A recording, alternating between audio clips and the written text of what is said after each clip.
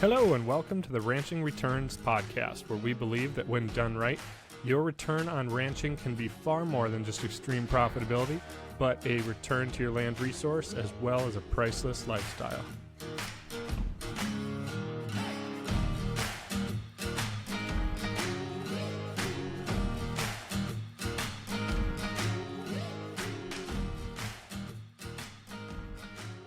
Hey there, and welcome back to the Ranching Returns podcast, sponsored by Pharo Cattle Company. Today's episode is a fun one. James Paul Bailey is my guest. He's a rancher and also owns, I forget how many, 6, 7, 8, something like that, chicken barns down in Alabama.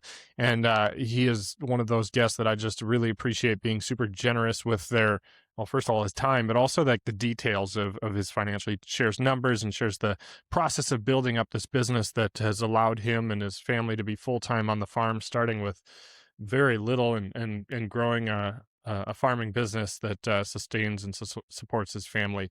Absolutely love it. He shares how he got into the cattle business as well, and has kind of shifted towards this low input type genetic model, and is actually now a cooperative producer for Pharo Cattle Company, and just really enjoy his story and everything he has to talk about. I will warn you guys, I apologize, in the middle of our interview, well, it was actually probably towards the end, a really bad rainstorm came in, and we kept getting, on my end, my internet kept kicking me out of the call. We have Starlink, and apparently it cannot handle a complete downpour. So there's kind of maybe feels like a little choppiness or something. I cut out the gaps, and I think it all kind of flows pretty well, but I apologize for that. Stay tuned at the end of the episode as well. Charles Ralla from Noble Research Institute talks about overgrazing and how to appropriately stock a farm and a pasture. We talk in depth about stocking rate and how that affects the business and the profitability of a ranch and grazing business. So great conversation we have there. Otherwise, I hope that you all are having a wonderful July. It's hot here in Minnesota, hopefully a little more bearable where you are at. But otherwise, we're going to dive into this episode with James Paul Bailey, and I hope that you enjoy it. James Paul, thanks so much for joining me, and welcome to the Ranching Returns podcast. Good to be here. Yeah. And I'm looking forward to talking to you. You got a lot of cool stuff going on. We had the opportunity to meet down in Missouri at the PCC bull sale here. Gosh, it's been a couple months ago now already. Time flies, especially when we get into this time of the year. But for folks who aren't familiar with you, maybe go ahead and introduce yourself, a little bit about what you do and your operation as it sits today. And then I want to dive back into the beginning and kind of how you started building your farm over the years. Yeah, I'm James Paul Bailey. I farm here in Northeast Alabama. My wife and 4 kids. And we have several different things going on. Our primary operation is a poultry farm. We have 5 broiler houses, currently building 2 more. But what I enjoy the most is cattle, and it's what I spend most of my time doing. We have really good help on the poultry farm that pretty much have a manager there, and I just kind of check in daily. But he knows more about growing chickens than I do, if I'm being honest. That's awesome. So trust him with everything. On that side, my wife and I are going to try to work the new farm we're building. So I don't know if I'm ready for it to be completed or not. Yeah. But we raise, we're cooperators for Pharo, just as you and your dad are. Yeah. Raise red Angus like y'all do. Mm-hmm. Have also started a little small commercial herd. And then we do some primarily haylage. We do some dry hay. That's a business that we'd kind of like to get out of, but we are set up with the litter from the poultry houses, and we can make it fairly cheap. Right. Utilize some land that other people don't want and would be really hard to graze. So we stay in it. So that's kind of the 3 main things that we do here on our farm. Awesome. Well, we'll dive into all of those a little more as we get into them, I'm sure. But I guess, did you grow up on a farm? Has your family been farming for a while, or how did you kind of get into it? What was your start? Yeah. So currently I'm kind of giggling because of the technical difficulties we had. I'm currently sitting in a house built in 1880-ish, 1885, that has been part of our family since it was about 3 years old, I think, is when my great-grandfather bought this place. Lost the place in the Depression, had to buy it back. But this is not where I live. That's Yeah. where my brother lives. But Right. I'm here because of technical difficulties with our internet. But Yeah. anyway, this farm has been in our family for a long, long time. My great grandfather he was a big cotton man, had a lot of acreage back in the day, and lost all of it but one farm in the depression. He lost the farm I'm sitting on right now and somehow leveraged the farm he kept and got this one back so he could get his home Well, place back. right. So our family has been in agriculture forever. But I mean, if I'm being honest, everyone around here's family was in agriculture at one point or Right. another. My grandfather, he took a job in a factory, farmed on the side.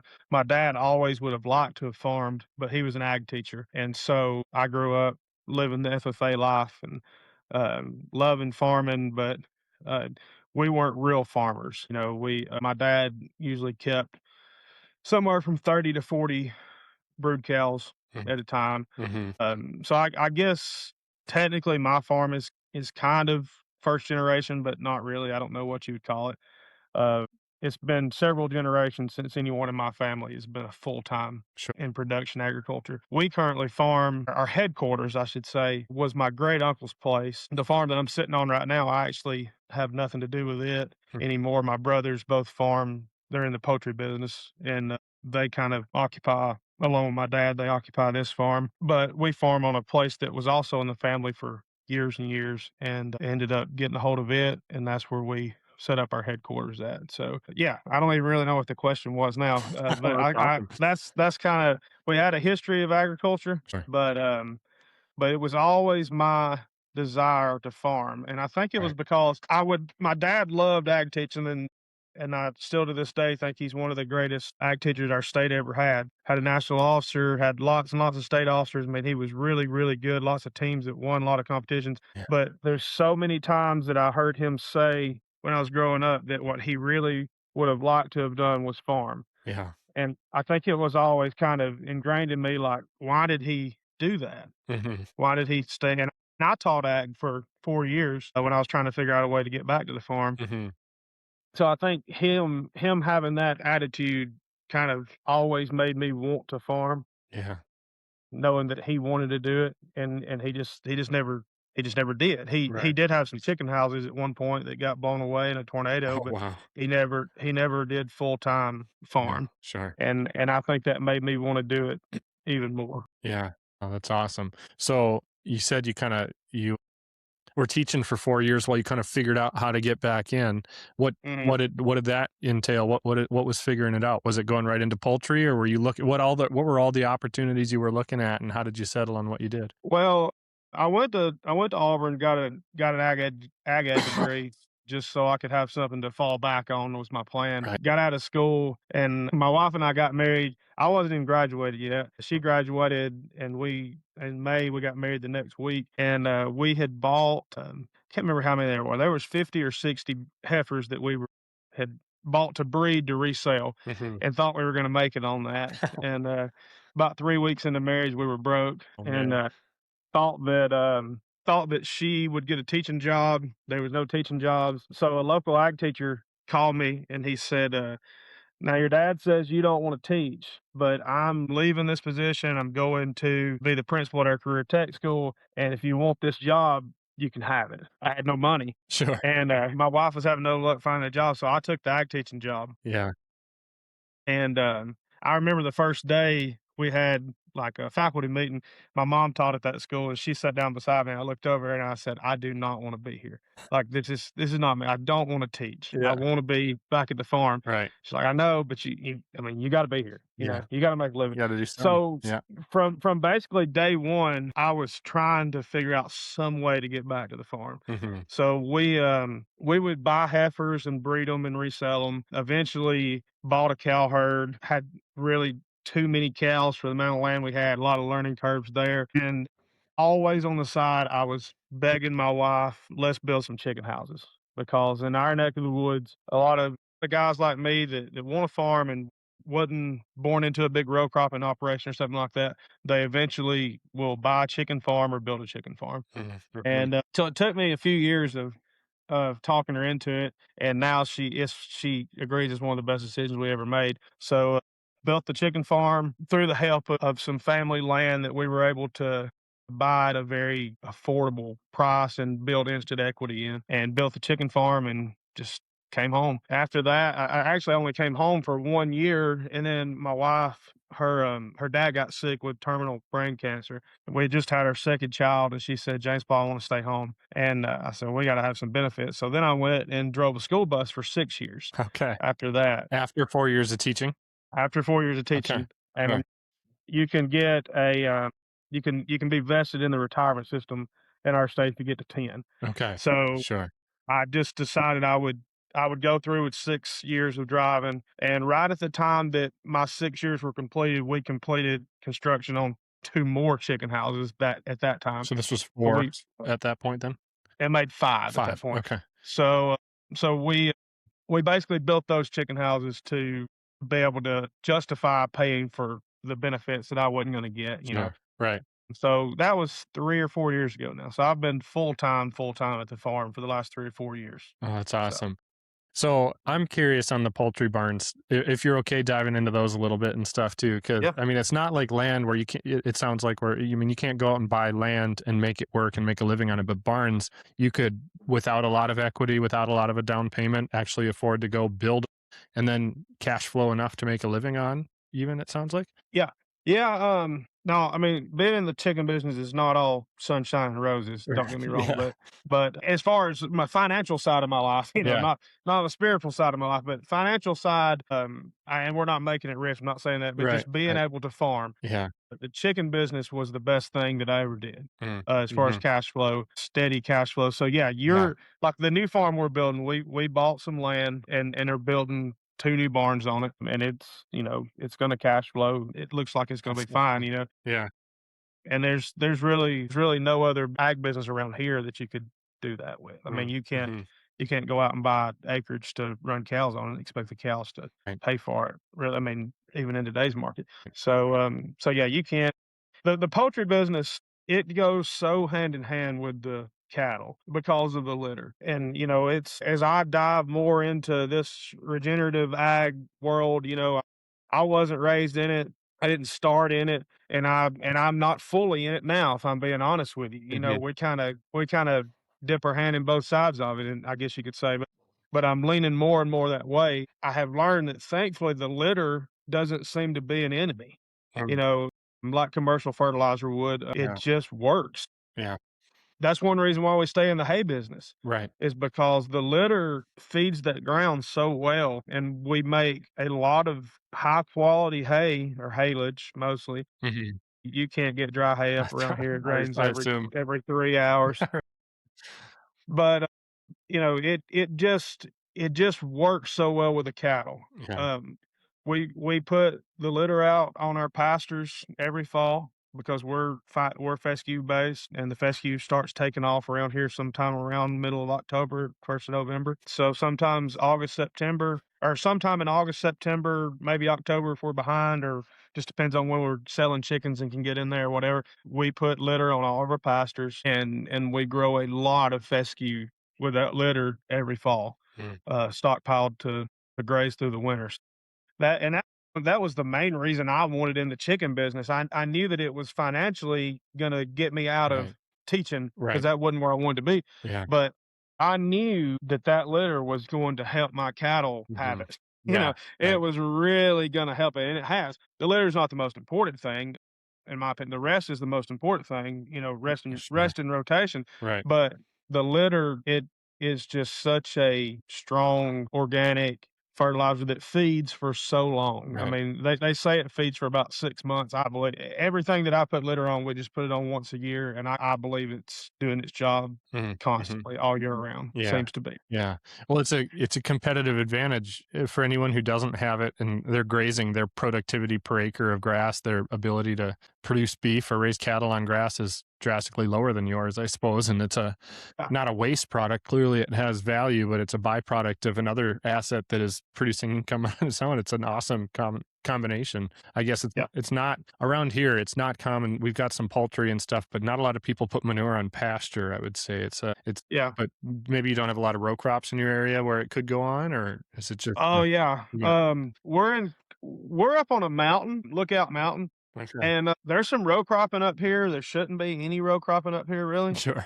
Yeah. But we've got one. I mean, I say that there's a farmer up the road that, and he's kind of getting into the regenerative side of things. Use a lot of cover crops and whatnot. He wins like the dryland corn competition in Alabama nearly every year, growing Really. crops 2 miles from me. Wow. So I mean, I say they shouldn't be row cropping. I just say that because the land is so rolling. Right. But we have a lot of row croppers that would buy every speck of the litter that I produce from my Mhm. farm. I also get it all from my brother's farm, and then I've got another brother who's building a farm right now, so we Mm. just got it running out our ears.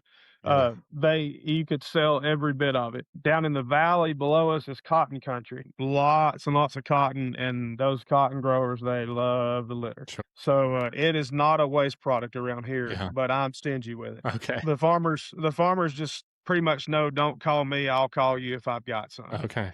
Sure. Most every other chicken farm around here, they just use it as part of their income from the poultry, Mhm. and I see it as so much more valuable than that Yeah. myself. And a lot of these guys are in cattle that do poultry around here, and I usually just don't say anything, but I'm thinking to myself, you don't either don't put enough or you selling it all to the row cropper down the road, and you could really be using that product, but Mhm. Mhm. it's so valuable to the row croppers Yeah. that they and commercial fertilizer is expensive. I know, and I do sell some occasionally. I get all of my brother's litter because we do all of his work on his litter, and so we have a lot of it. But we don't sell until we've used it on all of our acreage. And it may come to the point where on our pasture land that our phosphorus gets too high. That is a concern of mine. Mhm. I've talked to some guys who know a lot more about it than me who say that they've they really haven't seen much of a issue with too much phosphorus yet around here, and Sure. some guys up at our experiment station that have just really pounded some ground with it. But there may come a time where we just have to pull it away from the pastures. Right.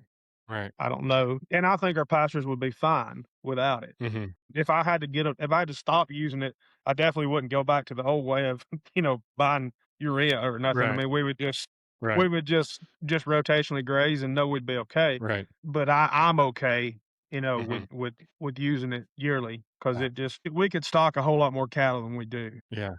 And the reason we don't is just because cattle are so high right now, and I don't have the guts to try to buy any Yeah. extra. Right.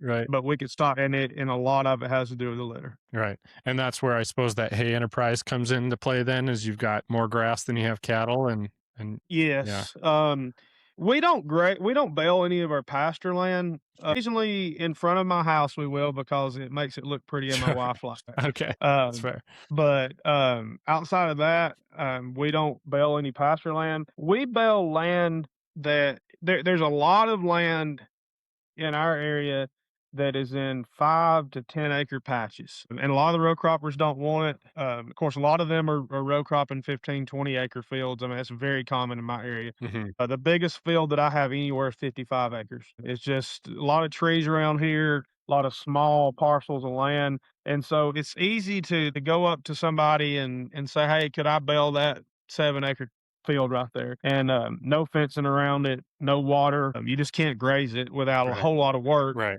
And like a lot of them are 10 acres or less. I mean, it just Mhm. doesn't make sense. But our goal is, and actually, I have 100% intentions. I may back out.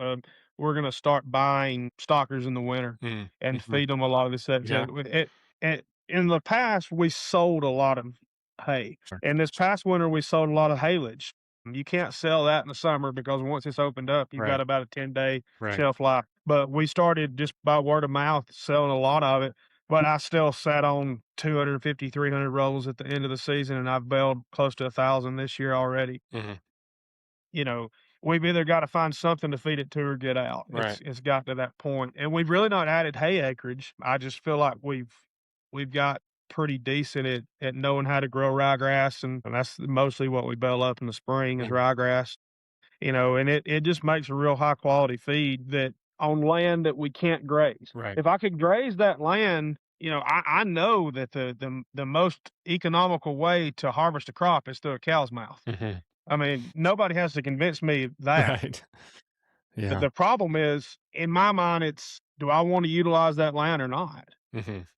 And I can't utilize it by grazing it with a cow. Right. So we bale it, Yeah. and that's one of those things when I was not in the regenerative mindset whatsoever. Everybody around here bales hay. If you got 25 cows, you got a baler, which is stupid. Yeah. Um, Right. and I fell victim to that.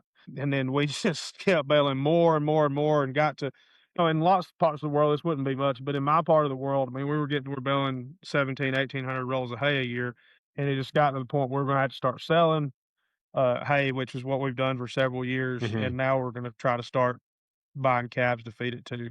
And if we decide that doesn't work out, then we may start looking into getting out of the hay. I'm not sure. Right, right. Well, I think it's talked about a lot in this, probably this podcast and other podcasts and stuff. And maybe the idea gets across to people that making hay doesn't make sense and no one should ever make hay. But that's not Mhm. true. It makes sense in certain economical situations like Right. yours, where you're saying, I mean, you have an abundance of nutrients to replace if needed, and you've got Mhm. virtually cheap or free land that's unused for other things where hay is really the only option. Like, have at it. Yeah, I mean, it Yeah. can make sense Yeah. in some situations and stuff too. Now, whether or not that's a business model you want to be in, I know I don't like fixing and greasing and all that Yeah. stuff. So I mean, that's a separate discussion, but it can be a profitable decision in certain situations. And so sounds Yeah. like it And is I in yours. used to love riding tractors, but as I've got older, Yeah, I don't. yeah, And same. so Yeah, that's another reason why I'm kind of yeah, like, it's just monotonous work. Like we hmm, have pretty good equipment. We don't have a whole lot of breakdowns, yeah, you know, but it's just, I don't enjoy it near as much as I right, used to. right, It's nice to look out and see a pretty field of hay that was just baled yeah, or just cleaned up and wrapped, in the hmm, big long tubes and all that. But I just don't enjoy it like I do the cattle. right, So yeah, I don't know. The hay is the one thing that may eventually leave our operation. We'll see if feeding it to a calf makes it yeah, more profitable or not, and if it doesn't, then it may leave. yeah, yeah. That's kinda where we're at right now. Right, man. Well, I got it for your land operation anyway, between the poultry and if you start bringing all that hay nutrients onto your land and feeding it through cattle, you're going to have some of the Mhm. most productive grassland in your region, I would think. I mean, Yeah, grazing is already such a soil building model, but then you got all the right. turkey or poultry litter and that hay. Yeah, you'll you'll be Yeah. building soil pretty quick. And we shouldn't be feeding hay, and this is gonna get into a little different discussion, but we do feed some hay, and it's not because we don't have grass to graze, Hmm. it's because, of the logistics of getting cows to the grass. And being in the purebred business now, we don't have facilities everywhere, and a lot of times, we may need to get a group of calves up to take DNA samples or what, you know what I mean? Right. So a lot of times I've got cows in a place and I'm thinking, does it make more sense to feed them a little bit of this hay for a few weeks or trailer them to this one place where there's grass, knowing I've got to take them back in 3 weeks? Right. And so we feed some hay in the winter, not much, 200 to 300 rolls maybe, and we could probably get away with feeding 50 or 60 or zero. Hmm. But we do it from a logistical. We run cows on I think 6 places, and we rarely ever have cows on all 6 of those places. That's the way we do a lot of our rotation. Sure. There's not infrastructure at a place. It's a rented farm. That's how we farm, is all on rented ground besides the home base, and there's only about 40 acres of grazing there. The rest of it is all on rented ground. Um, and so we logistically speaking, sometimes we just have to feed hay because we can't get it to a place. Hmm. Yeah. And that I don't know how you want the discussion to go, but what the next big thing on my farming agenda is we're gonna collar the cows. Okay. I've been talking with Really? Halter. I've had 2 or 3 conversations with him. Yeah. My hope is to do it this fall. It may not happen. I'm not quite sure. Hmm. A lot of our farms are so close. They're a quarter of a mile from each other. But we tried moving cows down the road one time with polywire, and it was one of the worst days of my life. No. And so my goal is to be able to I got into the goal of wanting to halter the cows strictly because I thought I could set up a perimeter to walk these cows down the road and we can utilize our land a whole lot easier. Now you can't collar the calves, and so we may only be able to do that for 6 months out of the year. But heck, Right. if I can move them down the road 6 months out of the year, that's a whole lot better than what I'm doing right now. Right. So I called Halter, and he said it kind of took him off guard. Like I've never thought about that. And he said, "But yeah, we can draw it up that you use this land, that's your roads that's connecting these farms. So, and now I think about it or read up on it a little bit every day. Seems like trying to prepare for it. And now I'm more excited about it for actually utilizing the grass better. But that's the next big plan that I have is to try to halter the cows. And it, like I say, it may not happen this fall. That's what my hope is, Yeah.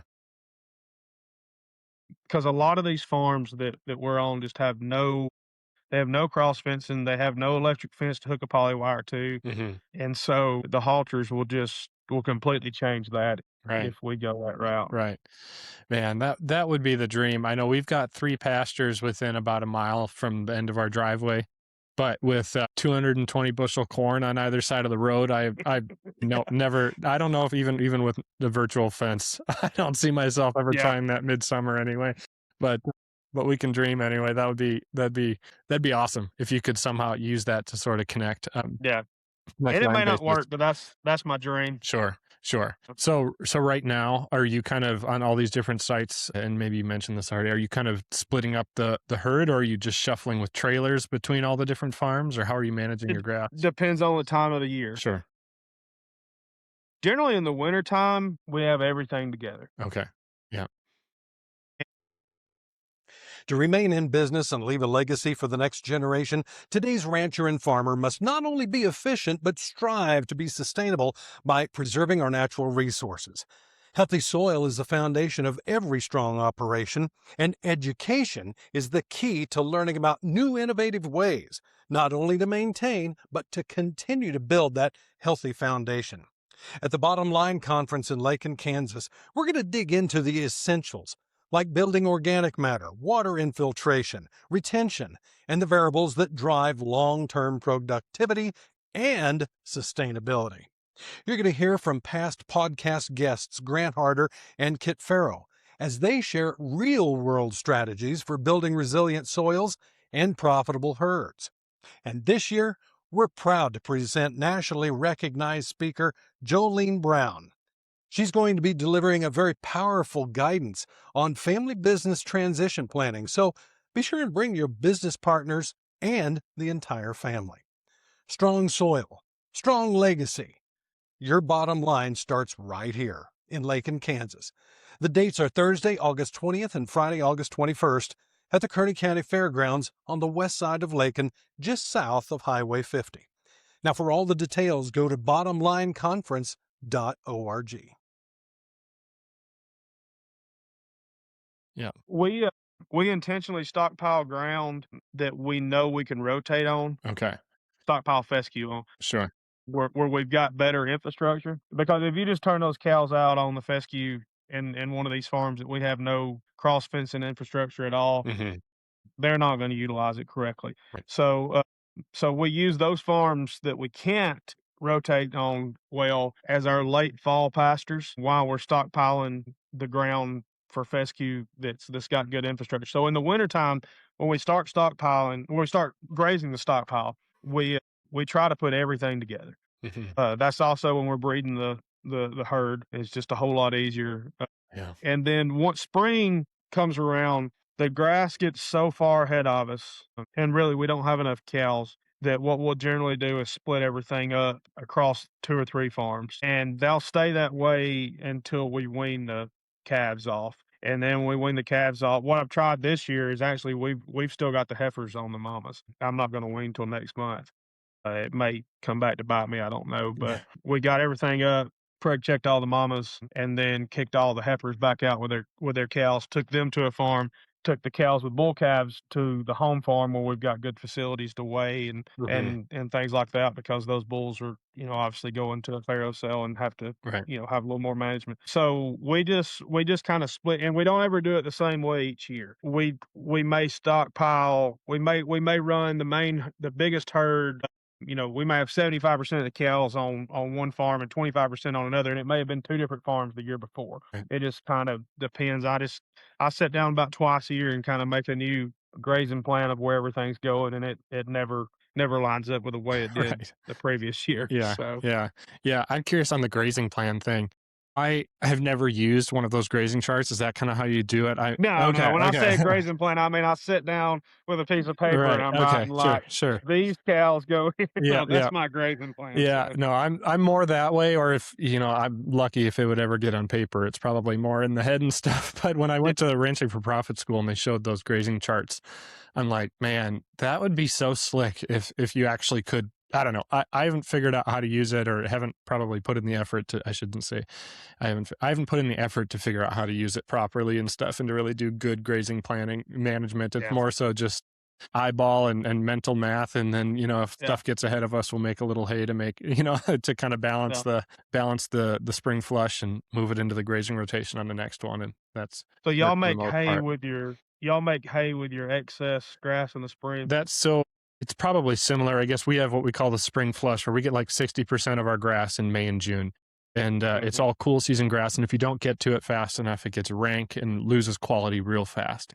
And Yeah, so, yeah, we ideal in an ideal world, and we kind of have tried to do this with custom grazing dairy heifers, but in an ideal world, you would have a variable stocking rate to, manage. You bring some cattle in, maybe we should get into buying stockers for spring grass or something, but we haven't done that yet. But yeah, we manage when we got a little extra grass, we'll make a little hay, and then when we're moving and the cows, the grass the cows started on is kind of ready to go again, then we'll jump them back to the start, make hay on what's ahead of us, and move that into the rotation on the second one when the yeah, grass is a little slower. And that's been a good balance. The problem, I don't know, and maybe with somebody who's a better economics guy than I am, or one of the ranching for profit people, is I don't know how to account for the value of that hay, because I don't know how that hay is probably cheaper than setting aside ground for hay just as a full year, because it's kind of the land is already covered in overhead yeah, expense. It's pasture. It was going to get wasted if we didn't use it then and stuff, or some grass would stop growing. So I don't know how to account for the true cost of that hay, yeah. but in my mind, it's probably economical just to keep the grass growing and get it back to growing Yeah, it vegetative. keeps it vegetative. I was Exactly. out Exactly. doing some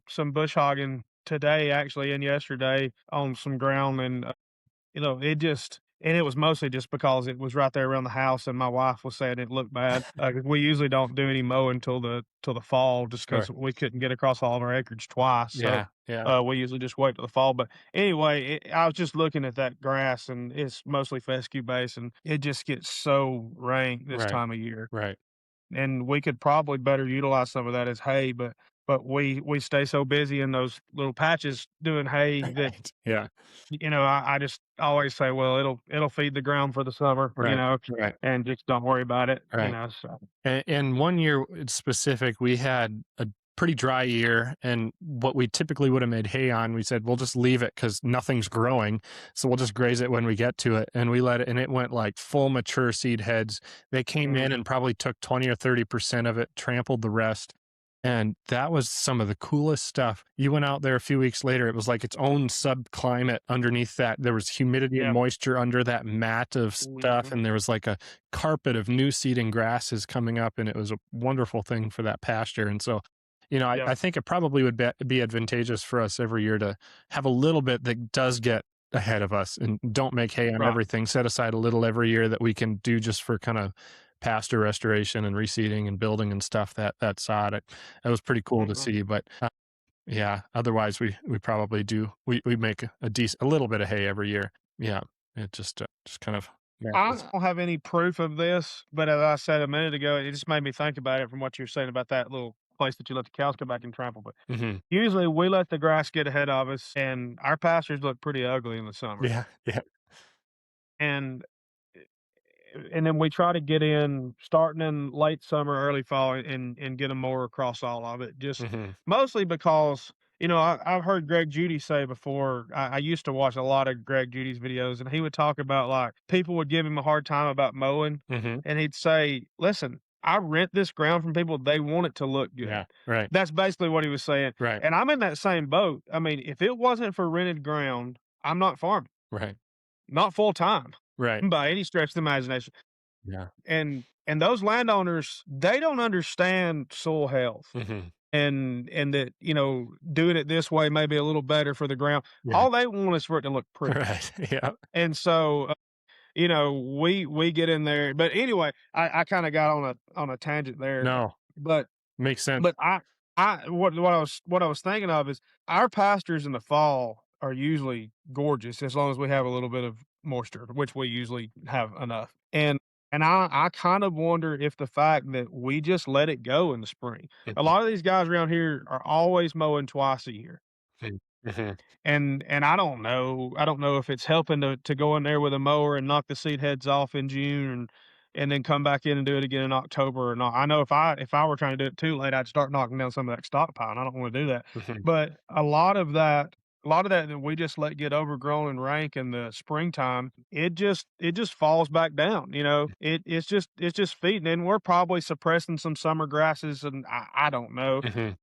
But I feel like it's feeding it and preparing it for the fall, and the fall and some in the winter and the very early spring is when we grow our grass. We don't grow no grass here in the summertime. It's so hot. Yeah. I mean, yeah, there's some crabgrass and some Dallas grass and some hay grass that comes up through the fescue. Mostly what we're grazing is stockpiled dead fescue, or the Yeah. seed heads are dead Right.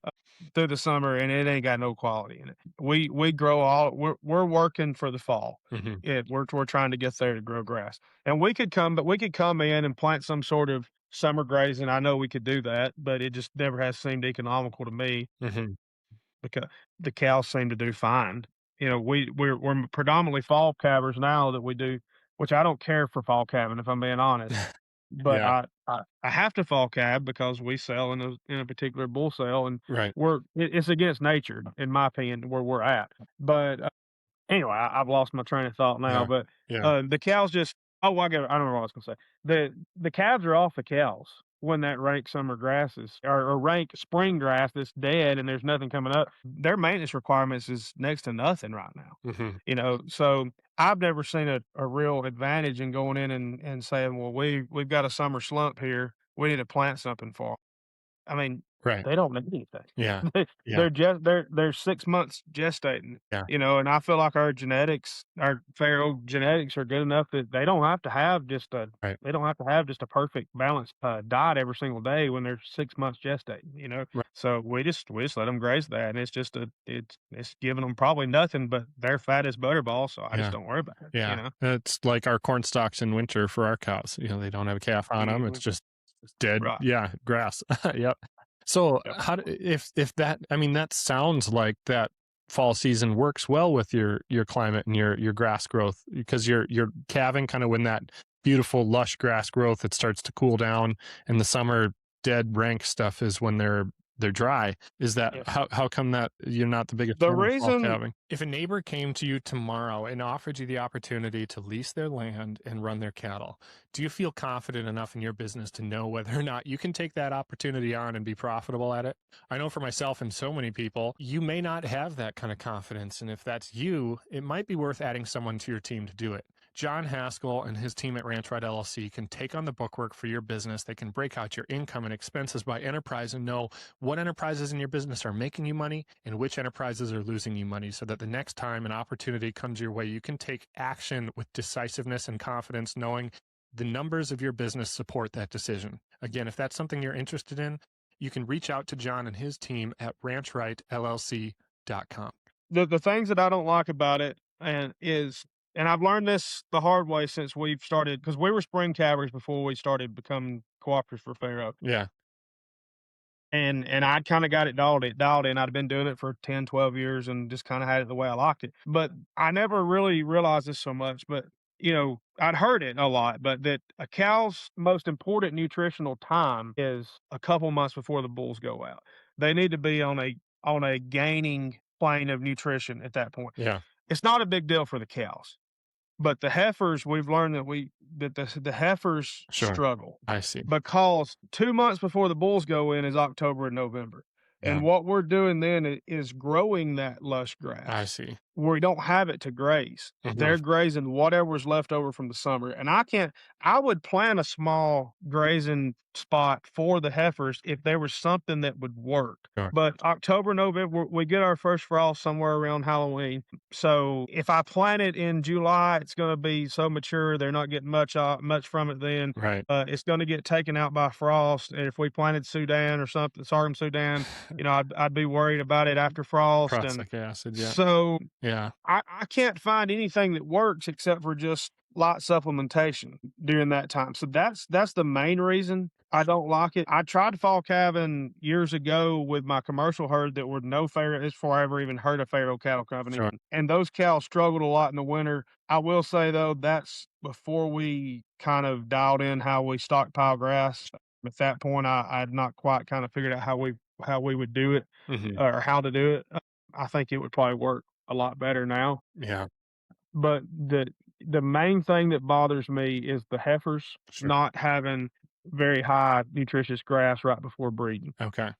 The spring cows and what we're doing now, since we've got in with Pharo, we need more cows. Is our fall outs we're making spring calvers out of, and this next spring will be our first group. So time will tell how it goes. But I did used to spring calf. My dad still spring calf. I'm actually custom grazing his little small herd for him right now. They do fine. There's not much for the calf from the grass in June, July, August, but that mama's taking care of them Hmm. pretty well, and it just works. And the thing that all the regenerative folks will say, and this was probably my first thing I ever heard in the regenerative mindset, and I don't even know if I really was calve and sync with nature, Yeah. calve and sync with nature. Right. And when I started hearing people say that, 8, 9, 10 years ago, it's probably the first time I ever started hearing folks say it and started kind of listening to different people. Hmm. It was just like a light bulb when I was like, Right. okay. So then I just started watching. And in our area, let's say within 10 miles of me, there are 2 farmers who calve on a calving season. Hmm. Me and one other guy. Okay. That's it. Sure. Yeah. Everybody else just Everybody else pulls year round kind of a just thing. throws a Right. bull out there. Yeah. Okay. What I know the type. when 90% of the calves are born? Right. February 15th to March 15th. Sure. That's in sync with nature Okay. in my area. Sure. And Okay. the reason why February 15th, March 15th, when all the calves are born, is because if you try to breed in July, August, Hmm. it ain't gonna work around here. Right. Right. It'll work. You'll get some bred, but you're not gonna get Gonna be the breed up disappointing. rate that you want. But if you'll turn those bulls out last week of April, first week of May, it's still not.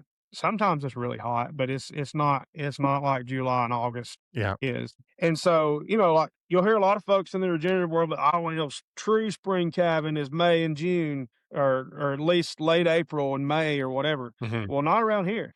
Yeah. It's not.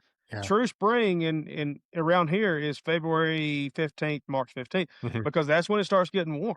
Yeah. We'll have some cold days after February 15th, but without fail, I'm 36 years old. I can't remember a February in my life when it didn't get very warm and pretty, 72, 75 degrees for about 10 or 15 days of February. And all the old timers will say, it ain't used to get this warm in February.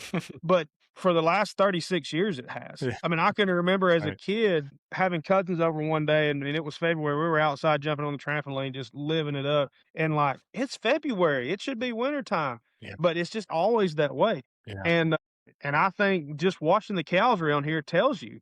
I mean, it just Right. that's when spring starts Right. around here, and that's when the calves are born. So if I'm on a calve and sync with nature, spring calving is what works around here. Sure. And it just always worked for me with my commercial herd before I got into this registered deal. Yeah. And with the commercial herd we're starting back, that's the way we're going to. Right. Right. It just works. And fall calving will work for the mature cows, but Mm-hmm. the heifers struggle. Sure. Yep. That's my biggest concern. Right. No, that makes sense. Yeah. I've heard, I think, similar things from other people and stuff too. And it sounds like you've figured out what works in your commercial situation. Yeah. We've got sale dates and times that kind of got to make that work in the registered deal. But Mhm. hopefully that you can continue to get that honed in on what works best for you there. And as the cattle get more adapted and stuff too, hopefully that all gets better. Yeah. Right. Yeah. Our registered cows coming from David's to out here, there's been some fallout, which would be expected. I mean, I didn't think there would be much because they're fescue and we're fescue, but Yeah. we're real hot out. Yeah, that's You know, southern it's just Missouri to northern Alabama. But you're fairly similar latitude, but you're further east and more humid and hotter. probably a lot more humidity. Yeah. Yeah. Yeah. Yeah, it's about 500 miles from here. That's how Okay. far they came. Sure. So, Yeah.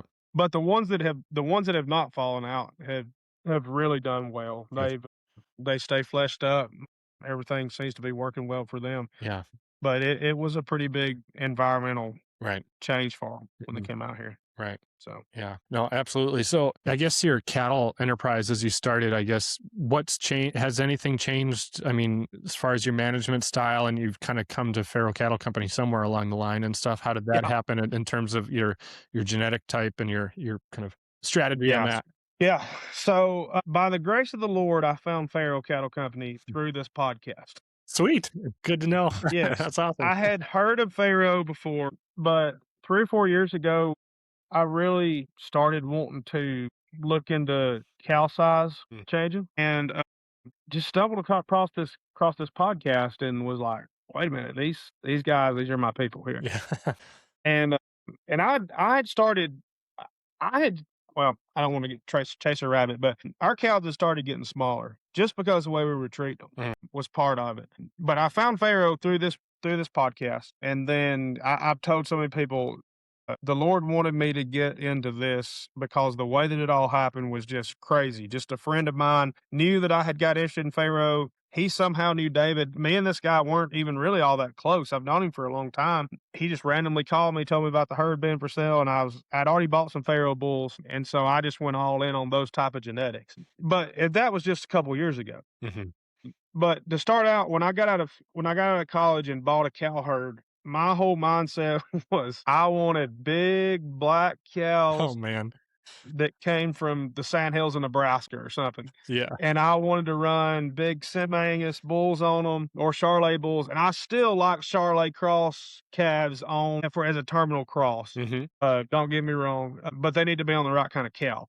But my mindset was I wanted them big old soggy cows bred to them big black or maybe black motley face Angus bulls. And that's what I did. I went out and I bought a bunch of Oofed. and Talk about an adaption. I bet. oh yeah. I didn't actually go to the Sand Hills. I think our Okay. biggest Okay. group came out of Arkansas, Okay. A little closer. but I bought that type of cow, Right. and some of them worked. But it turned out the ones that worked were the smaller ones. Mm-hmm. They just kind of adapted. So that was my whole mindset. I was chasing, if I went to a bull sale, I was looking at EPDs, and I wanted that milk EPD up there, and I wanted that Right. yearling weight up there and winning weight up Yeah. there, Yeah. and those initial bulls I bought, they just fell apart. It was just yeah, I'm not gonna tell you where they came from, but it was just because 'cause they're a pretty predominant breeder, but they just fell apart. Hmm. They had and my grass wasn't that great, but I just my dad never supplemented his cat. It was just kind of a hobby thing. Hmm. He left a bull in there. He took the calf. We didn't ban the steers or cut them with a knife. Right. Which is all things that I did do myself as I got older. But like I just always with the mindset you buy the bull, you turn him out, he's fine. Right. Well, I went and spent a bunch of money on some of Ooh. these big, as Kit would call them, diesel bulls, Yep. Yep. and about 2 months later, there wasn't nothing left of them, You and experienced so, the same thing I did of that real life Earl's New Bull catalog or yeah, cartoon that Kit likes to share. yeah, I right, experienced the yeah. same thing. Yeah. Yeah, and that was one of my first big eye openers, and I was Yeah. like, "Wow, this doesn't work." Hmm. But I still had not really got acquainted with the mindsets that I now have. But there's a local extension agent who's one of my best friends. I've grown up knowing him. He's a lot older than me. He's the other cattleman in the community that Sure. calves on a cattle season I was talking about. Yep. And about 7 or 8 years ago, maybe he started talking about mature cow size. And I still call him probably once every 2 weeks. That's awesome. But back in that time, he was an extension agent at the time. He's a full-time farmer now. He's retired, and they've got a big poultry operation, Mm-hmm. a big cow herd. At that time, I would call him once a week about something, and he got to talking about mature cow size, and I just never really thought much about it, and so it started clicking with me, and then I got really interested in Foundation Beef Masters, and I'm still interested in Foundation Beef Masters. Mm-hmm. Not your big sheath, big do-out beef masters that you think of, but the ones that go directly back to the last year breeding. And I bought some bulls, Mm-hmm. and they just happened to be moderate frame. I really wasn't trying that much. They just happened to be moderate frame top bulls, real masculine, and they completely changed my cow herd. I started breeding those cows, raising heifers out of them, and unfortunately, most all of them cows were still very young when I sold out and got. I wish I could have figured out a way to keep that herd and still got in with the registered herd, Yeah. but it just didn't work out. And those bulls started changing the cow herd for Mhm. me, and I just started learning more and more about how important that was. And then I found Pharaoh, and I was like, okay, I've got to. I'm gonna start buying Pharaoh bulls. Sure. That's gonna keep me more down this path. So that was kind of the. And I'm not saying all foundation Beefmaster bulls will do that for you. The Mhm. ones I bought did. They Sure. were all out of the same sire. They were all half brothers, and it just did it for me. Yeah. I Yeah. still think that's an excellent cross if you can find the right type of bulls back to some type of English. I don't care if it's Red Angus or Right. F1 Baldies or whatever. Yeah. That cross back to them and then going terminal on top of that with I like Charlotte Charlet. Yep. Yep. is where it's at for the commercial guy in my area. They just work those cows. I sold my herd to a guy that he bought my herd because I had him on a 45-day calving window, and he does embryo transfers for big registered guys, Mhm. and so he had to have them in a really tight window Yeah. to make it work. And he paid me exactly what I asked for him. I think he would have paid me more if I'd told him because Yeah. he came out. He said, "I don't." They were all different colors because I'd used all kinds of different things through the years. Mhm. I'd used some Charlet bulls. I'd kept some Charlet cross heifers. So they were all different colors. But he came out and looked at them. He said, "They all kind of look alike, even though they're all different colors. They all kind of look alike." And I have this philosophy that breeding heifers young helps to keep their mature cow size down regardless of what their genetics are. Sure. And my gosh, when I was in the commercial business, if them heifers, April 10th, April 15th, they better be ready. I don't care what size they are, they're getting a bull with them. Mhm. And I think that helped to keep them all kind of uniform. Because a lot of the guys around here that keep heifers, well, they got to get 800 pounds before we turn a bull, and they're not. And I was worried about a calving window. I Mhm. wasn't worried about the size of the heifers. Right. They had to be born. I'd got them down to 45 days, and I wasn't going away from that. Yeah. So that anyway, back to the guy. He's texted me before since he's got them and just talked about how uniform they stayed, how well they milked, and they just got adapted. And anyway, the main thing for me was getting that cow size down, and that's what led me to Pharaoh. Yeah. And I'll never turn back Right. from the philosophies that have been ingrained in me now. Yeah.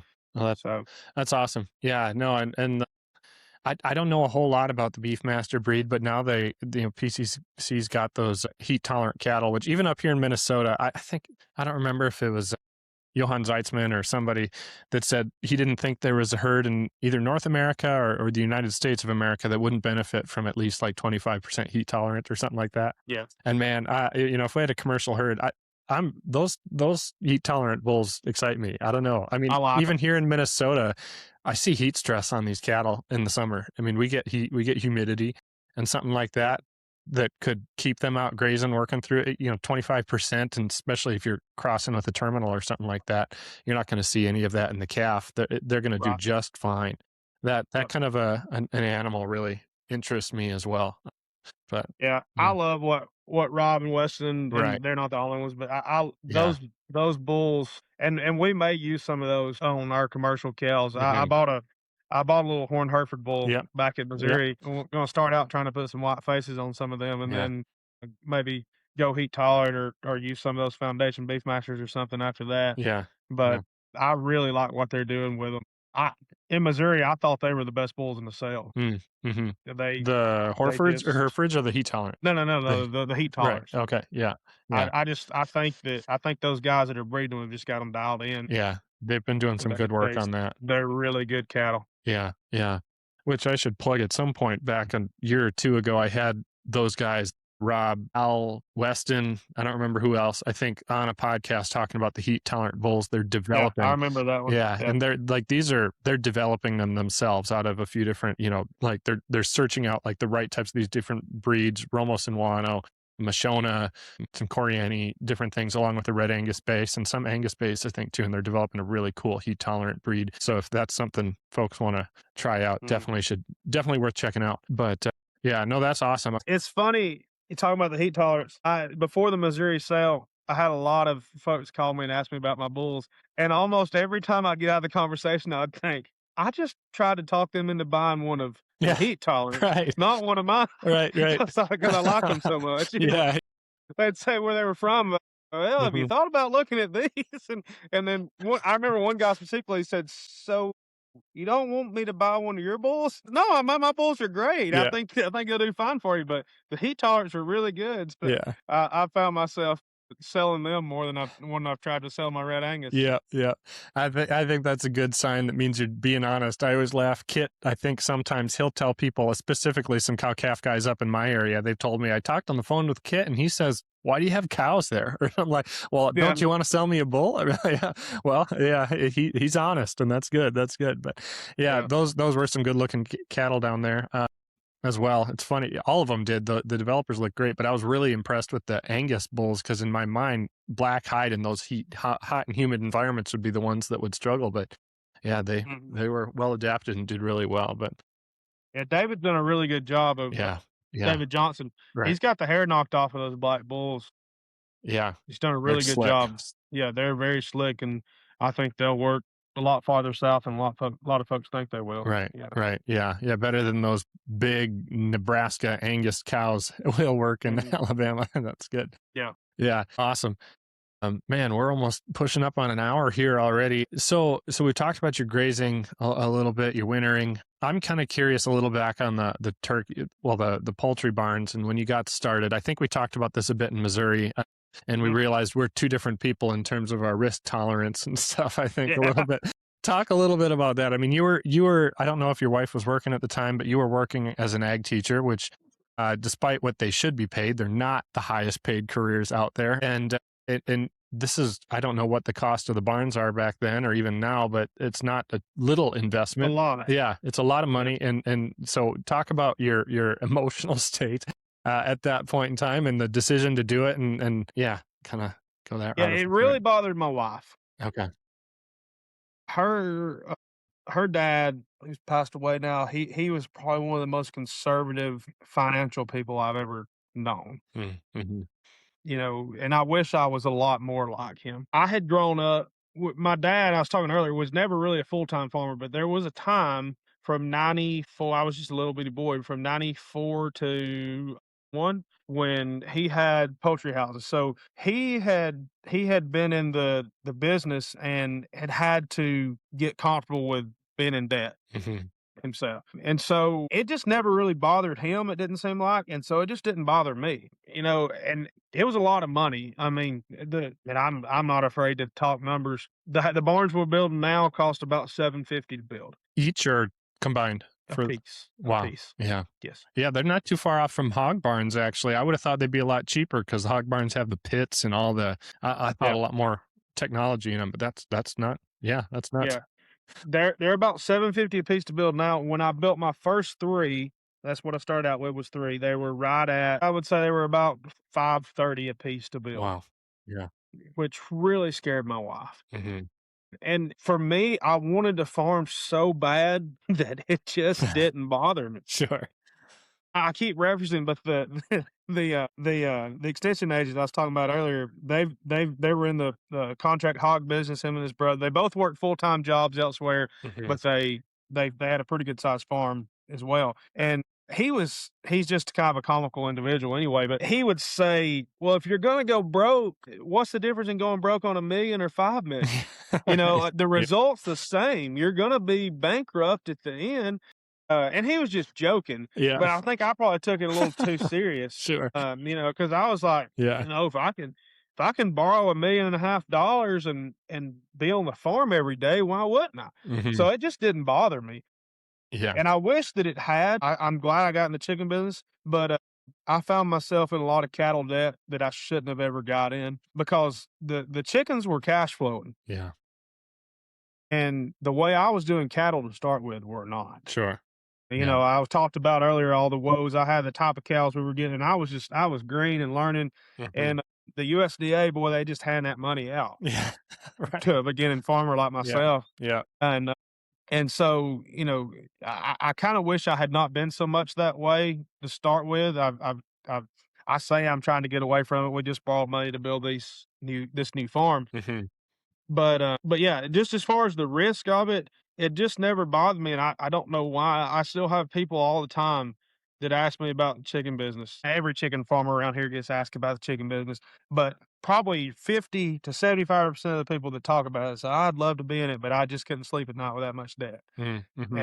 And that's just, and You know to each their yourself. own. Yeah. Yeah. Yeah, it just never really bothered me. Yeah. I was talking earlier about starting to buy some calves in the winter. I don't have the capital to do that. Mhm. I've already talked to a banker, our farm banker that we raise chickens with, and I mean, if we start buying calves, it's going to be on an operational loan. Mhm. And I know you're going to ask about debt here in a little bit, and I guess I'm already kind of getting into it, but Yeah. Yeah. it just it's one of those things that the risk factor should bother me more than it does, but Mhm. it just but at the same time, when we go back to the chicken houses, I mean, that's where the overwhelming majority of our debt is. Mhm. You can't be in the chicken business without being in debt. Mhm. That's just all there is to it. I mean, I guess, somebody maybe could have struck it rich somewhere else and could afford to build a farm, but why would they want to? Yeah. You know, like Right. I love the chicken business, but I'm not Right. particularly fond of being inside a chicken house. Right. You know, Yeah. the business is fun. Yeah. The byproduct in the litter is great, but no one in their right mind would really want to spend. Nobody in agriculture wants to spend all day inside four walls. Mhm. And it's what it is. It is what it is. The chickens are not suffering. I'm not saying that the air quality's fine, Mhm. but for me, I don't particularly like being in there all day, Right. every day. Yeah. So anyway, that's a chasing a rabbit there, but to draw as you've learned here, I'm a little bit, I don't know what I've got, but if I start thinking about one thing, I get to talking about it and completely forget what we're talking about. That's perfect. But, That's what these are for. Yeah. Just but follow the rabbit trails. Yeah. to be in the poultry business, I don't know a single chicken farmer in this area, and Yeah. there's a lot of them Mhm. we're not in a massive amount of debt to start with, Yeah. or still in a massive amount of debt now, Yeah. but they cash flow. It's not a Dave Ramsey model by any stretch of the imagination, Right. but the debt is being serviced. It's providing us a loan. We're not getting rich by any stretch of the imagination. Mhm. I can make a little more than I made teaching ag, but I'm not striking it rich by doing it. Mhm. But I've just always kind of looked at it as if the debt is being serviced and there's cash flow to pay the bills and it's providing me with a living, I just don't worry about the debt. Mhm. It's Yeah. gonna be taken care of. It's been taken care of by the mortgage. We've never missed a payment. Mhm. I'm still relatively young. The debt is serviced, and Yeah. the risk is worth the reward Yeah. to me. Right. No, and I think what's unique about the chicken, and you can correct me if I'm wrong, but they have a long-term contract. And so Yes.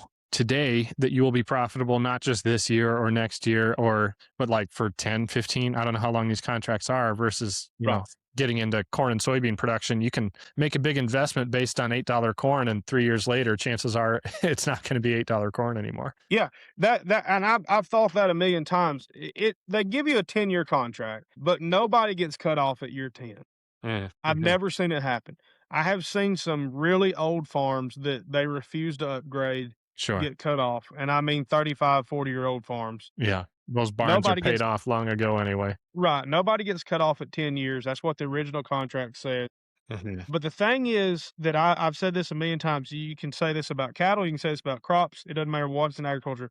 You're not guaranteed a price. When I send those Right. bulls to Missouri, I don't know what they're going to bring. No. I have a pretty good idea. When the cotton farmers down in the valley plant that seed, they don't know what that cotton's going to sell for per Right. bale or whatever. Mhm. I know how much I'm going to be paid on those chickens. Yeah. Always. I don't know how many pounds I'm gonna send out the door each flock. There's a base price, and it can move up a little Mhm. if if our feed conversion is good. It can move down a little if our feed conversion is not as good. Right. But there's a range there Right. that I can pretty well figure. And almost every flock, when I kind of know how much they're going to weigh, because they come in and weigh them a few days before they catch, and I usually kind of get an idea of what they're going to weigh. I know within a few $1,000s of what I'm going to be bringing in, Yeah. and it's steady every year. That's the one thing I love about the chicken business is the peace of mind of how much I'm going to be paid. Yeah.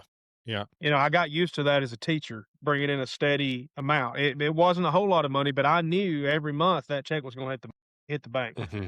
Now I know every 7 weeks, sometimes 8, just depends on how long the out times are. But I know that chicken check is going to hit the bank, Yeah. and it's steady cash flow. And that's cash flow is going to break a business Yeah. Lack in a of. hurry. Yeah. Lack of cash flow, Right. yes. I mean, you may be waiting on a huge check, but if it don't come in time, a lot of times that don't matter. Right. Yeah. And so the chickens provide us a constant flow flow of income, and that's one thing that I love about it. Mm-hmm. Yeah. So I'm curious, and if this gets into personal details you don't want to share or anything, that's totally fine too. But I'm curious on like, I don't know how much of a down payment was required or not, but you're talking $1.5 million on that initial Yeah. investment on 3 buildings. In real estate, just about anything, a lot of times you need some sort of a down payment. How did that Right. financing work? They the ag banks around here generally want at least 10%. That's a low number. If it's 10%, they'll want to do some sort of creative financing with the USDA. Sure. If you get up to more of the 15% range, it's usually pretty easy. They may want to do a USDA guarantee. My very first loan had to be a USDA guaranteed loan. Okay. My last 2 builds were not. But so yes, there is a down payment. There used to be a bank around here that would do 100% financing, Okay. and there was a lot of guys that got in the business Yeah. when I first built mine. But that bank has realized that model is not wise and has got out. But the way I got in was, as I said way back earlier in the conversation, there was a farm up the road that was my great uncle's, and my dad and my uncle, my dad's brother, were inherited that farm because he had no children, and my dad sold out to my uncle, and then my uncle got a divorce, Okay. and he sold back to my dad when that happened. And he sold it to him at a very fair price. And I was young when this happened, and my dad, can you still hear me? It looks like it's cut in. Yeah. You good? So far, so Okay. good. Yep. Anyway, I was young when this happened, and my uncle approached my dad about buying the land, and my dad said he couldn't afford it, Sure. basically, but he could afford an interest-only deal for a 10-year period, and then he would, just so he could get it, because he wanted me or my brothers to have it, which I'm very much appreciative of. Yeah. So he had bought it at a very fair price, and then, well, I mean, I don't care to talk numbers. He bought 92 acres for $100,000, which was cheap Right. at that time. Yeah. And then 10 years went by of paying interest only, so the land was just continuing to appreciate. And when I wanted to get in the poultry business, my brothers were still in college, and I approached them and I said, "Look, I know Daddy had bought this land for us all 3 to maybe buy together one day." Hmm. When that time came, when I wanted to build, my brothers were still in college. I went to them and asked them if they would be okay with just me purchasing the land, and then basically the home farm, they could have it as their inheritance. Sure. And so I kind of got booted out of the home place, which was perfectly fine with me, Yeah. because when they appraised the property, it appraised for $4,000 an acre, Right. and I bought it for just a little over 1,000. Wow. So I was gifted equity, That's and that was awesome. basically my inheritance from my parents. All right, we're going to dive into today's What Are Your Thoughts questions, sponsored by Ambrook. Ambrook is the accounting software I use for all of my businesses. If you're interested in learning more, check out Ambrook. We might just have to move into the What Are Your Thoughts questions and see if we can get through those before we get knocked out again. I guess if you have anything else on the debt and leverage question, feel free to go into that. Otherwise, we can move on to the next one, because I know we talked quite a bit on that. Yeah. No, I've thought about this a lot because I knew this question was going to be asked, but debt is not something that I'm necessarily 100% proud of. I've used debt for things that I wish I hadn't. And I've had to learn. I've kind of gotten to the point where I don't want debt to be used on something unless it's generating income. Sure. You know, in the past, I've used debt for equipment and just lots of different things that I wish that I hadn't. However, debt is the only reason why I'm full time farming, Yeah. because the poultry is what got me back to the farm, and it wouldn't have been possible without debt. So I think debt is a good thing if it's used correctly. I think there's a lot of warnings in the Bible about debt, though. Yeah. I don't think that the Bible strictly prohibits it, Hmm. but I think it definitely tells you to proceed with caution. Right. And I have not in times past, and I've paid for that, pardon the pun. And so, um, I think debt is good if it's used wisely, but I have fell victim to using it in ways that I'm not proud of, and have had to dig myself out of some holes because of it, and just try to learn from those mistakes and use it in a way that actually benefits the business rather than becomes a drag on the business. Right, right. No, that makes sense to me. I think I'm probably a little too on the conservative side. It was I had to laugh when I kind of the opposite of that person who to you had said, "What's the difference between going broke on 1 million or 5 million?"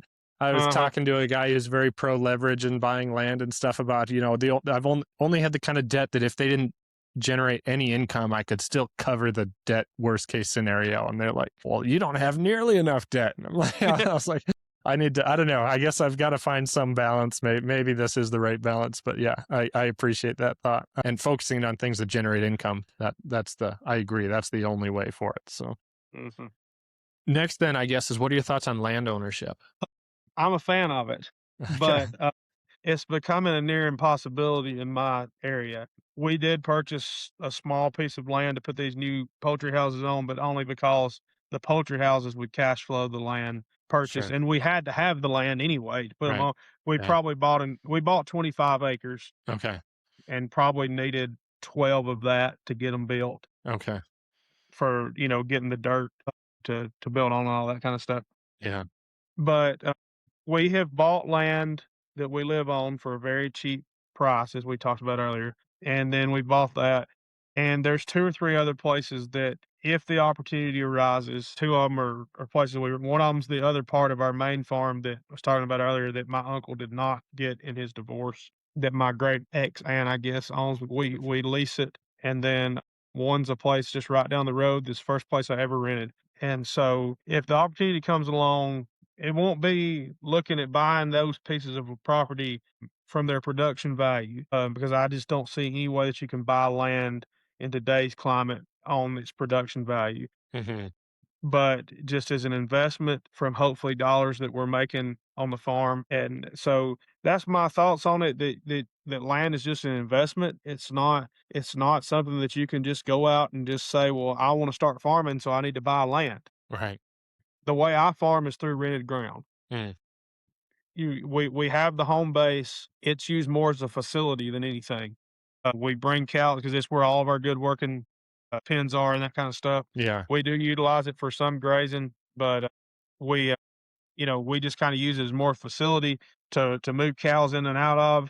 We have our poultry barns there, our main farm, and then we run on all rented ground Yeah. outside of that. Yeah. And so I'm a major proponent of renting property as opposed to buying it. But I'd have a desire to own more land. Hmm. Uh, but the opportunities for the land that I would like to have just haven't presented themselves yet. Right. For me, I'm not looking to go invest in some farm ground that's 20 miles down the road. Sure. Just doesn't make sense to me. It'll have to be land that we've almost formed an emotional attachment to, Hmm. that we farmed for so long, and we just like to have it as part of our family for our children to have, and just look at it as an investment type of deal. Yeah. Yeah. No, it makes sense to me. And if you're like I am with like rental properties and stuff are kind of like the barns, maybe not quite the cash flow, but the fact that these things pay for themselves and then some gets less appealing to buy land and take on that large amount of debt and know that you still have to put cash into it every year after that versus buying Right. assets that generate cash in addition to their mortgages. It's a little Yeah, that's true. different deal. But next one then is what are your thoughts on off-farm investing? I've never been real good at it. Sure. It seems every dime I make goes back into the farm and then some. My wife and I's plan with the new poultry farm is to invest a large majority of the profits from it into some type of off-farm investing. Sure. I don't really know exactly what that's going to be, but not anything agriculturally related. That's the plan, and the reason why I want to do that is because, and this is getting into a little bit of a different conversation, maybe almost back to the land ownership conversation. Is I have 4 children, and I want them to all get an inheritance. Mm-hmm. Don't get me wrong, but if I have a child that wants to farm, thankfully we run on almost all rented ground, Yeah. Right. but I want them to get the farm. Yeah. If they want to farm. If there's 2 of them that want to farm or a son-in-law that wants to farm or whatever, I want 2 of them to get the farm. But I want to start. I never have really started it yet, but I want to start investing a large bit of our income that we can leave that as an inheritance to the children that don't farm. Yeah. That's kind of the mindset is invest for the next 30, 35 years, maybe live off the interest that generates, Right. and then leave the money that was invested to the children that don't want to farm. Mm-hmm. So that's my biggest. I say I'll never retire, so I don't worry about retirement. Yeah. But I probably will Right. at some point. I'll just be forced to slow down because that's just the way Yeah. that life is. So I know that I need to be looking more into retirement than I have. Mm-hmm. So that's one of the main goals of this new poultry farm is to invest Right. a large portion of the profits I into like some that. sort of off-farm investment. Yeah. I like that. I think that's a really good way to utilize it as a succession planning tool, sort of, and to help with Mhm. that. Yep. Good. Last one then is, what are your thoughts on enough? The idea of enough. This is the question that bothers me the most, and I don't know the answer. Yeah. For me, it's always just kind of been, if there's an opportunity to expand, if a farm comes up and I can get a hold of it, I'm going to try to expand. But I had a real gut punch a couple weeks ago. There's 2 major for our area. It would have been farms that could have almost doubled our carrying capacity, and I thought they were both in the bag. Hmm. Like, I thought I had them both, and one of them, I'd been talking to the guy for 8 or 9 years about the place, and when I found out I didn't get the other one, I sent him a text, and he had just sold out and rented to somebody else. Oh, Never even called me. Had been talking to him about this. He had approached me about it. And I'm not mad at the man. He can do what he wants. But it was a real gut punch to me because I had the thought of getting one of those farms that just consumed my mind for 2 weeks because I thought mhm. it was coming to me. Perfect grazing farm. It was a perfect setup in my mind. But it didn't happen, Yeah. and it may in the future. I don't know. I don't know if the door's completely closed. But that was kind of a gut punch to me because, like, I kind of realized, like, it's not all that important, really. Mhm. Like Right. I had made it so big, so I may have enough. I'm not saying when opportunities come knocking, I'm not gonna open the door, Yeah. but I'm trying to be more like Paul and be content in whatever situation I'm in. Right. Yeah. And so I don't know the answer to what is enough. I think what is enough is different for everybody in their context. Mm-hmm. For me, I don't know if I'm there, but if I am, then I've been blessed. You know, Yeah. Yeah.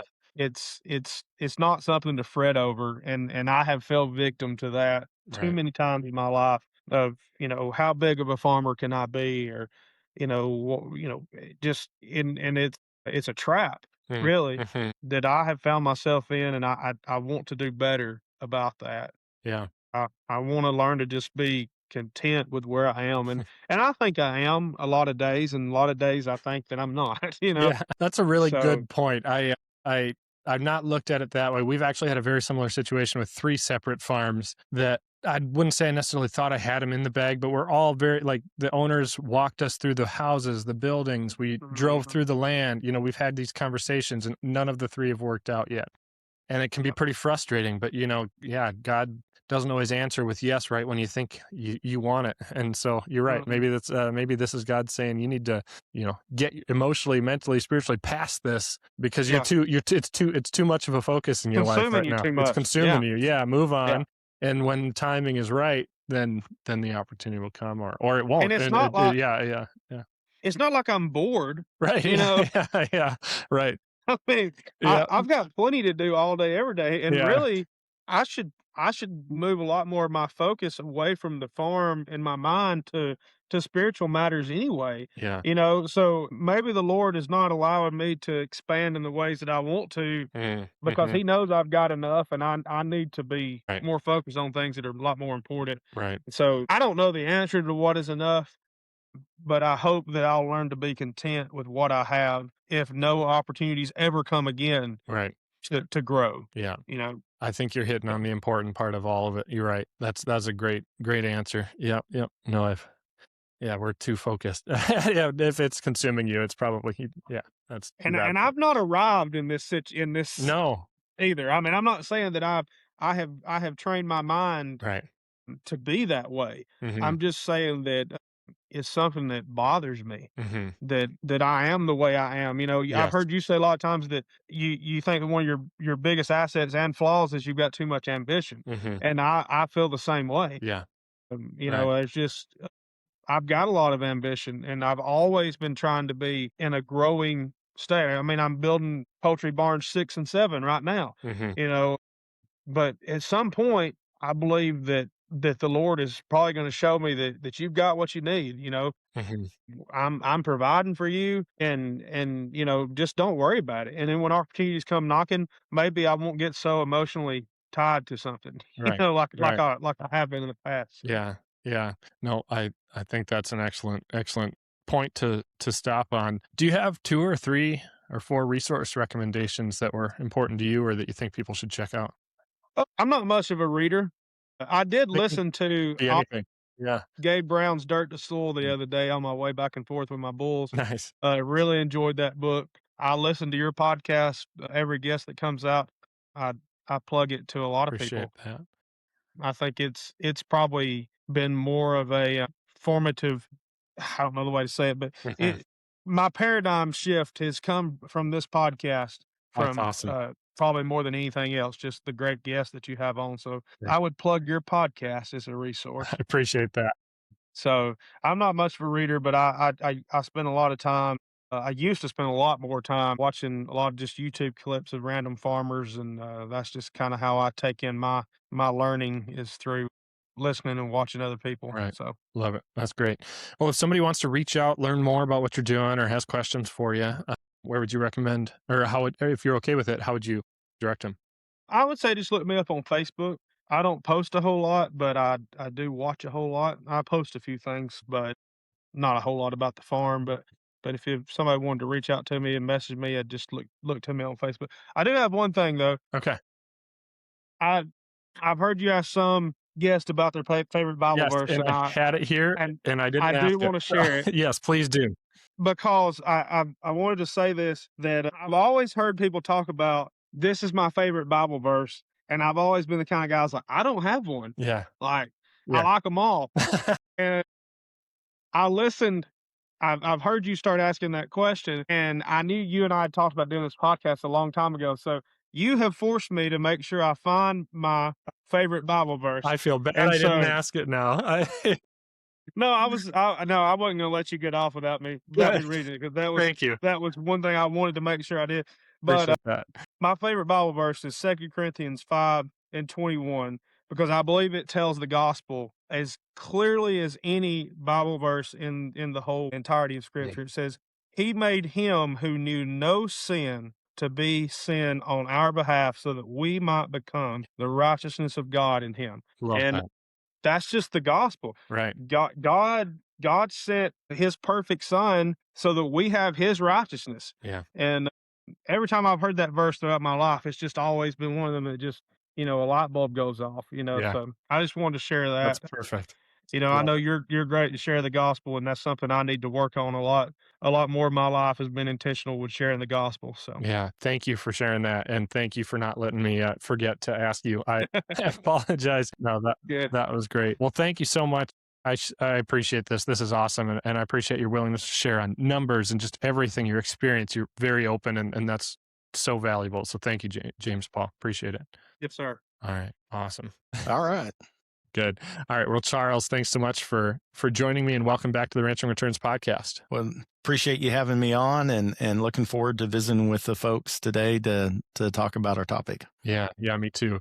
Well, for folks who haven't heard you the first two times, I'll give you the opportunity to give an overview, a little bit of what you're doing and within Noble and who you are. So Charles Rolla, I'm a senior regenerative ranching advisor. I've been here at Noble a little over 20 years. I grew up on an operation in Northwest Oklahoma, mostly stocker operation, graze out wheat. My dad was an order buyer, and we operated a kind of a grow yard and helped a lot of producers in the area purchase cattle and also market.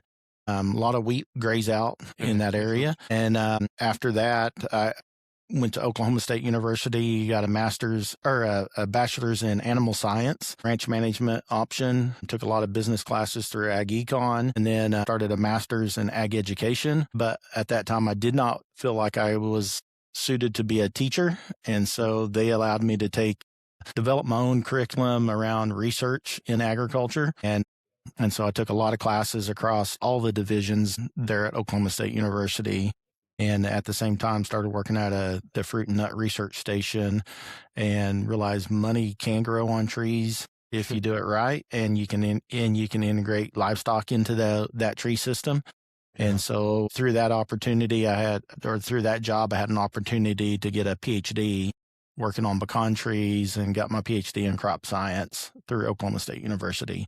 And then came here to Noble, where I was a consultant. Started off as a horticulture consultant, mostly working with pecans, and then moved into a research role, doing applied research with our orchards, and then took over the management of the orchards for several years. And then the last 5 years, I've been as the senior regenerative ranching advisor, teaching classes and working directly with producers to educate them. Awesome. Cool. Well, today we're going to talk about, it sounds like, stocking rate, which last time we talked a little bit about overgrazing, which some people may be confused with overstocking. So maybe you can give a little bit more clarity on, the stocking rate and how to optimize stocking rate in an operation, or figure out what that needs to be. Okay. So the one thing we teach in our grazing classes, especially grazing essentials, is the first thing a rancher needs to do is understand what their carrying capacity is. So carrying capacity is what can your land can support. How much grazeable acres do you have? What's the forage production? And then as a manager, your decision is what's your utilization of that forage. And so how much of that do I want to consume on a yearly basis or an annual basis? And then understand what livestock are you grazing? What's their daily demand? And then if we know our daily demand, then we can calculate our annual demand for that livestock, or our grazing period demand. If we're doing stockers, it might be for 120 days or 180 days or whatever. Yeah. What's that demand for that livestock? And that tells you what your carrying capacity is of your operation. Mm-hmm. And then from there, we do it a little different than some other folks. Our stocking rate, the way we use stocking rate, is what is our risk inversion to our carrying capacity. So for stocking rate, if we're doing stockers, that we know if we hit a drought period and we can put wheels under them, move them off the pasture, take them to town and sell them early, our stocking rate might be 90% of that. Sure. Of our carrying capacity. I see what you're saying. Yeah. If we're a purebred breeder that every one of our animals are named, and no matter what, we're not going to sell. Right. Well, maybe my carrying capacity my stocking rate's only 50% of my carrying capacity, mm-hmm. because I'm not willing to sell off any of my animals or do something different. I'm going to start buying in hay and feeding. And so whenever we think about being profitable as an operation, we need to think about those things. And so we use our stocking rate a little different than other folks. It's not how many animals per acre or how many acres per animal. It's really about what is my percentage of my carrying capacity, my supply, what can my ranch supply me with forage? What's that percentage that I'm comfortable with as a producer? So to give you an idea, for like a stocker operation, we typically see maybe 75 to 90% of our carrying capacity is our stocking rate. Mm-hmm. For a cow-calf operation, it could be as low as 50%. It might be up to 85%. But we have some buffer zone in there because we know we're going to go through periods that's going to be more challenging. Mm-hmm. But with that, it also opens up opportunity for us to to make more profit. On years that we have abundant forage production, so we get a lot of rain in the spring, we have an opportunity to bring in lease animals or start a stalker enterprise if we want to, because we have that buffer zone already and we know what that is. And so whenever we're talking about profit, keeping that profit per acre high, the lower we can do our stocking rate, sometimes the better, but there is an optimal area for that. Usually profit peaks about around 70 to 80% of carrying capacity. Once we get higher than that, we'll start seeing that profit start to drop off because of those periods of dry or something happens that our carrying capacity actually starts to drop. No problem. Okay. Go ahead. Did you have anything else on that? Or well, and then so stocking rate is truly just a management decision of how comfortable are we, and to me that becomes a business decision, and so that's what we teach in our classes is how we tie that business decision back to our grazing management, and that's through stocking rate, and then the utilization that we want to utilize our forage at. Right. That's a really interesting. I hadn't considered the percentage of carrying capacity you want to do based on what enterprise you have and stuff. It all makes a lot of sense. So you talked a little bit about how you manage stocking rate around drought and different kind of things that are unpredictable or may not happen. How about just planning stocking rate around typical seasonal changes that are normal? I guess if you have a X amount of carrying capacity in May, June, and July, and X amount in this month, how do you manage your stocking rate around typical seasonal changes, and including winter as well? I guess. So you can manage that by looking. So you want to set your carrying capacity, and carrying capacity is very fluent. So it changes year to year. It should change year to year, because if we're improving our soil health, we should be producing more grass on a yearly basis. Sure. And so we should, as a manager, calculate what our carrying capacity is every year. As a good manager, I calculate my carrying capacity in every pasture throughout the year through different months or growing seasons.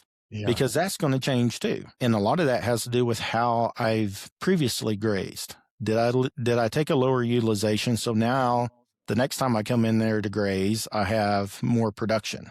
That's going to, if I have higher forage production, that's going to change my carrying capacity for that pasture. So it all depends on what kind of manager you are, how granular you can get with the carrying capacity. But whenever we're working with producers that haven't thought about their carrying capacity, the first step is, what is your annual carrying capacity? Then you can do a temporal carrying capacity, and then you can fluctuate your stocking rate based on your management goals. Mm-hmm. Interesting. And I'm not sure if there's anything else specifically on that. The one thing, and if there is, we can talk about that. The question I was kind of having too is maybe the explanation of the difference between stocking rate and stocking density, and how that maybe plays into this conversation. Okay. So stock density is how many animals we put on a given area at a given time. And so, typically if you're a continuous grazer, your stock density is really, really low. Right. Maybe, 1,000-pound cow per 10 acres. Well, if I've got 100 cows and I put them on say I got 50 cows, that's 1,000 pounds, and I put them on 1 acre for a short time. Well, now I've got 50,000 pounds per acre. Whenever we start talking about soil health, that's where change is going to occur, is higher stock density. Generally, the producers that I've worked with, most of them are somewhere around 10,000, 20,000 pound stock density on maybe daily moves or every couple day moves. And then you get the really aggressive ones that's up in the 50 to 100,000 pound stock density. And then we actually show one in our Grazing Essentials class, 1,000,000 pounds. Now, 1,000,000 pounds, you're not leaving them there for a day. They're there for maybe an hour, maybe a couple hours. But there's a goal behind that. But that stock density is just for a short period of time. Right. And then stocking rate is to know how many animals I need to put on my whole operation, not just that single paddock.